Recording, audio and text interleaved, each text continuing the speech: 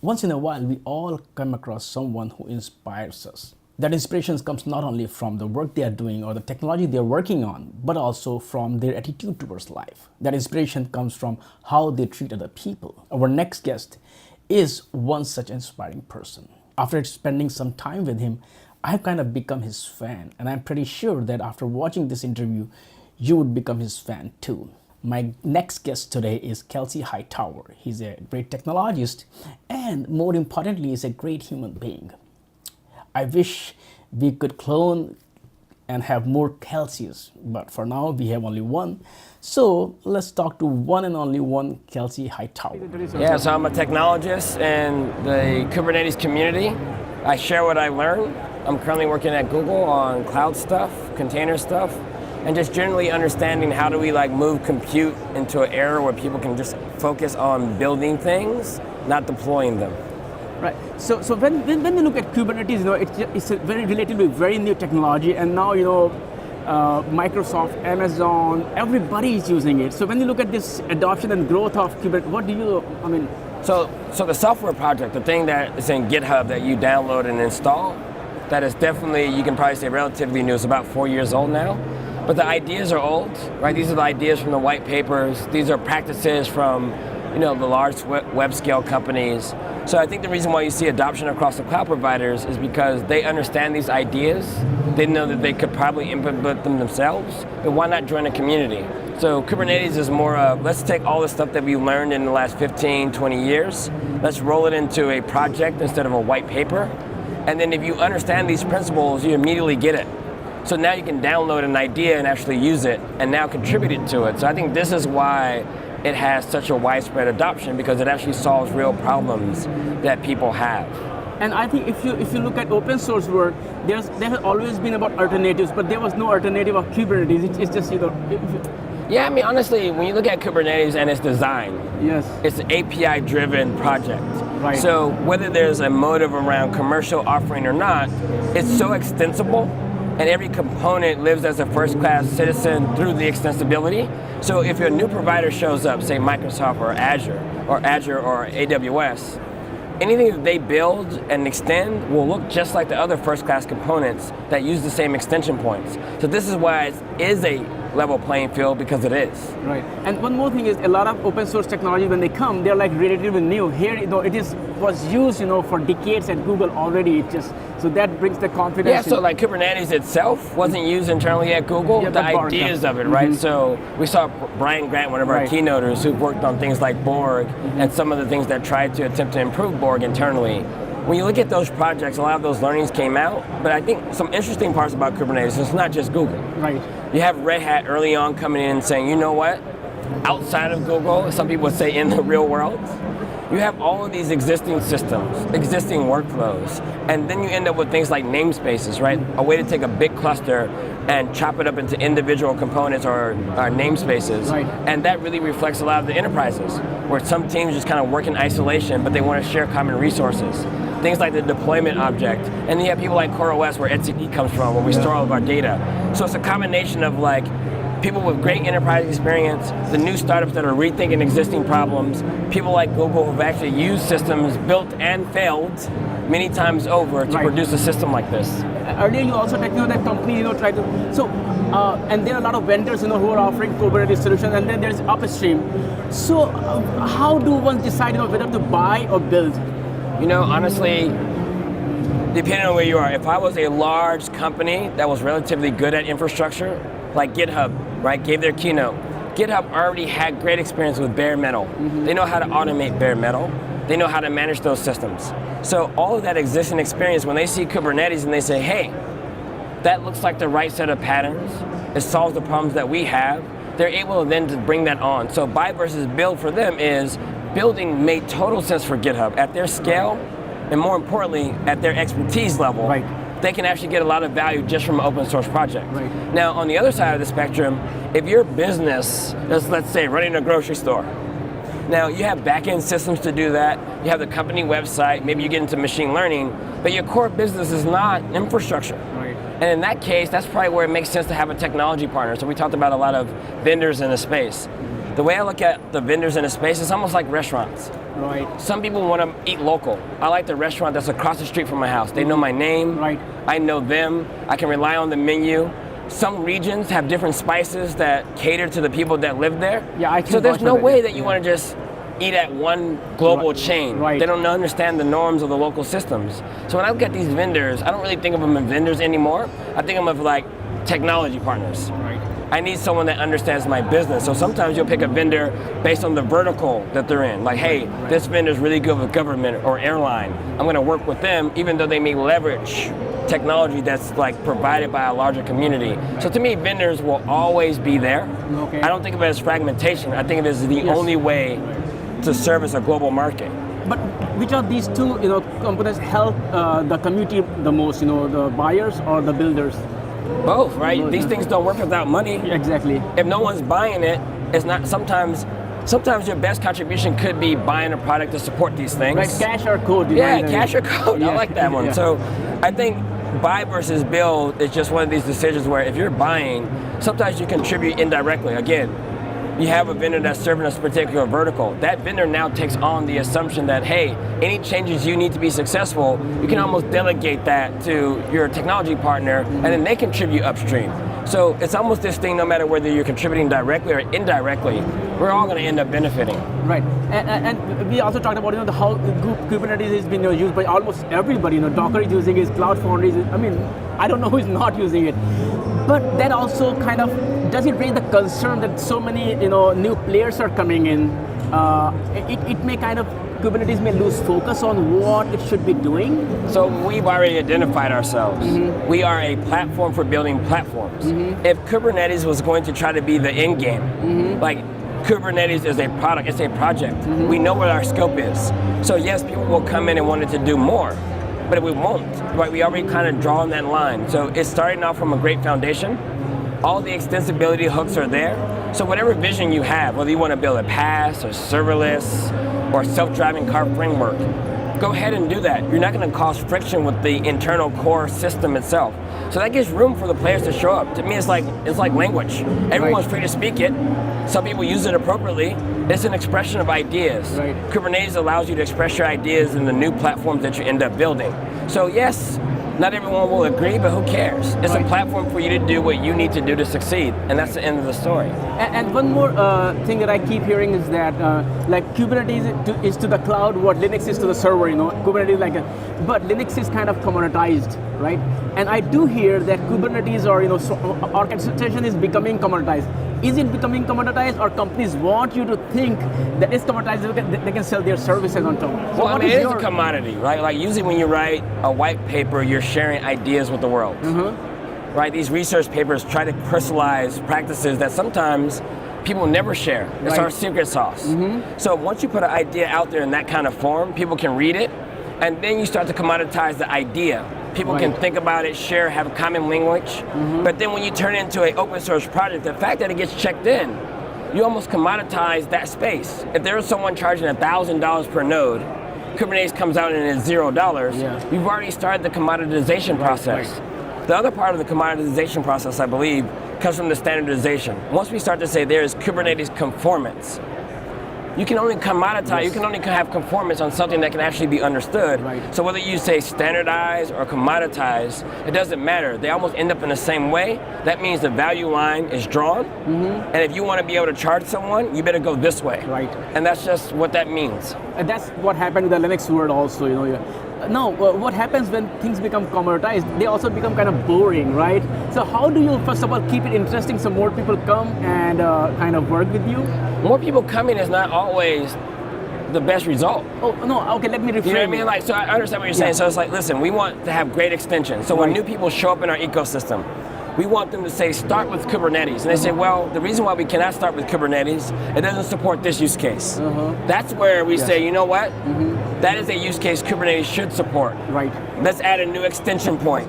That's when the system should change. So now the system is at a point where it's defined itself. We need to move all the ideas. There's a lot of things still in alpha. So while we say it's boring, we're meaning that now it's time to refocus, go from alpha to stable, crystallize that idea and kind of cement it, and then the things that will drive new things and new work should be real use cases that we think are within scope of the core. They're just missing. Right. One more thing is that, as you said, that new idea. I was talking to a lot of vendors here. Like IoT is a space which is becoming huge. So do you think Kubernetes can kind of serve this community as well? It already is, right? I mean, if you think about what Kubernetes does as a foundational piece, yes. If you're going to start a service provider that wants to service the IoT community, your core business is the IoT space. Right. So why would you start from scratch to build a distributed systems, right? IoT is a distributed systems problem. Exactly. So why would you start from zero? So if you enter this space, you're going to say, hey, I need a system that will work globally. If I start with Kubernetes, then I go this way for the value side. So I think honestly, Kubernetes is going to service these people indirectly as it should be, just like TCP services almost everything you touch, but it's hidden. That's where their value is. The strength is in actually being agnostic to the point where you can leverage it without your customers needing to know about it. And when you look at Kubernetes, the growth is there, new use cases are there. What is the challenge that you see, or you are setting yourself for new challenges? Honestly, I think we've already accepted this. Kubernetes can't be everything to everyone.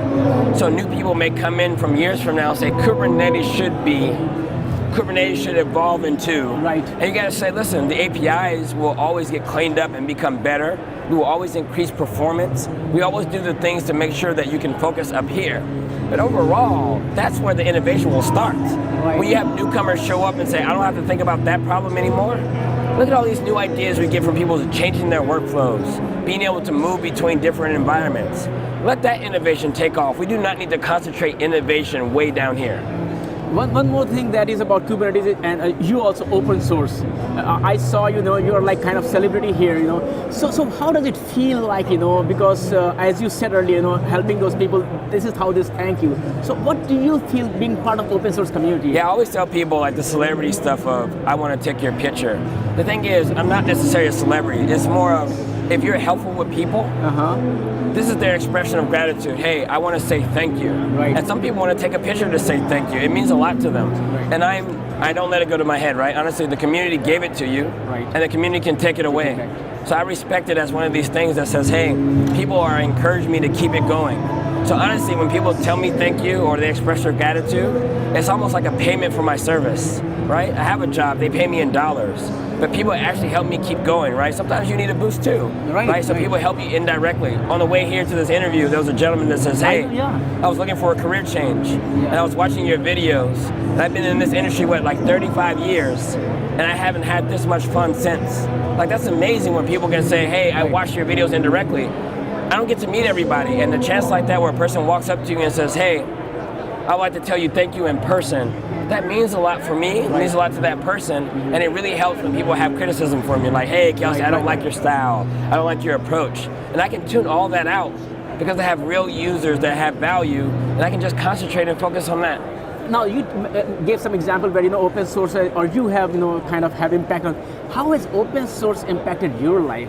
Honestly, when I was growing up, I didn't see a world where anyone in my family was in the tech world. You know what I mean? I played sports.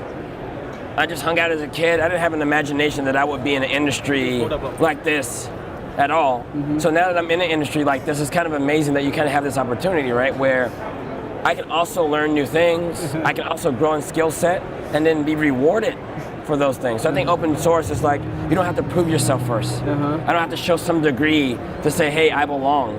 If I can contribute, whether it's documentation, talk, or source code, I'm accepted in this community. No one can validate that. No one can say, hey, you're not allowed to contribute because of X background. If you show up and you contribute, I don't think there's been a movement as impactful for me personally as like open source, right? Can you recall a moment where you actually met somebody from the open source, just the way people are meeting you, and you met somebody from the open source world, or you saw a video, or you're like, oh yeah, this is.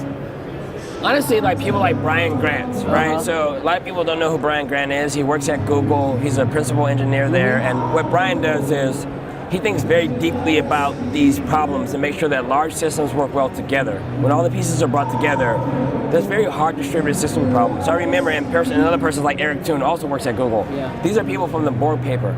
So back then, no one had access to those kind of systems unless you worked at Google. So if you ever wanted to be at that level, you would read these research papers and you would ask yourself, like, what level do you have to be at in order to produce such a document? in a way that teaches other people indirectly. So you put a lot of respect onto that. So then when you meet them for the first time, you sit with them for the first time, you eat dinner with them for the first time. And what's amazing though is when you get to express kind of your gratitude, but also when they express gratitude in things that you do, and you understand that people can actually be at this level and not be assholes. That to me is like when it really said, hey, I can actually operate in this space and be humble and focus on actually executing and not having this prima donna mindset about it. And let's just, one last question would be that nowadays companies and communities, they're working together. So how much culture is changing within the companies to kind of encourage people who are doing open source, because it's a totally different mindset as used to be in the legacy. I mean, any company of any size is probably going to have multiple cultures. Everyone talks about a single culture. No, never. I've never really seen it. No. I mean, I've seen culture change based on the pay scale. Yes, true. I've seen the culture change based on the position or what department you work on. And I think honestly, at the end of the day, as an individual, you get to choose what culture you want to participate in. If you see something that doesn't align with your values, you can speak up against it. You can be on an outing with your coworkers and say, hey, I don't agree with that behavior. I won't participate. You can also take opportunities to correct bad behavior in public in a way that's actually benefiting people. So I think culture is what you define. So I have a set of things that I believe in, and I do those things regardless. And you try to teach people your culture. So I think if you get to a point where you're visible, it's one thing to kind of lead by example, but sometimes you got to explain it. Right? Sometimes you gotta say, Kelsey, why do you spend so much time one-on-one with people? That's not a very scalable way of doing things. It's like, well, honestly, it doesn't start and end with me. So if I spend one-on-one time with people, they'll go on and teach other people how to behave and what the culture should look like. So I think everyone has to define the culture for themselves, participate in that culture, and at some point you may actually find yourself having to explain it. Right. Yeah, you met 10 people and just I mean, since you are also part of open source community, you have seen there are some hostility towards new users or some kind of colorful languages. So what is your advice, or that, because everybody's, as you said earlier, everybody's helping each other, you are not charging. So honestly, I don't use that kind of language to anybody. Right. So that's just not my individual culture. Right. So I just don't go around doing that kind of thing. I find more personal fulfillment in watching you smile. That's what I get out of it. Right. If I see you smile, it makes me smile. So that's the way I want to be. So I want to be around that. That's what I want around me. So if a new user comes, I want to see them smile first. Okay. And then when they win and they go on Twitter and say, yo, I'm winning. I see them shine. I got that promotion. I got that job. I find value in that. Yes. So that's what I want to see. Now, maybe people have, they find value in like jokes or giving people tough love. That might be for them. That's too stressful for me personally. It is, yeah. Right? And I think there's a way you can break the ice and say, hey man, that commit wasn't that good. Come on now. And you joke with them. You say, hey, let's walk through this one. So there's a time where you can kind of introduce it and then say, hey, but also on the flip side, if you work with a lot of people, it can be draining. Yeah, that's the whole point. So I think as a new person, you got to kind of respect the level of work that the people put in to be able to help you. So make sure you at least Google around. Make sure that you bang your head against the wall for a week or two sometimes is required, so that way you can actually put some skin in the game. You can't just turn around and say, hey, someone owes me a response.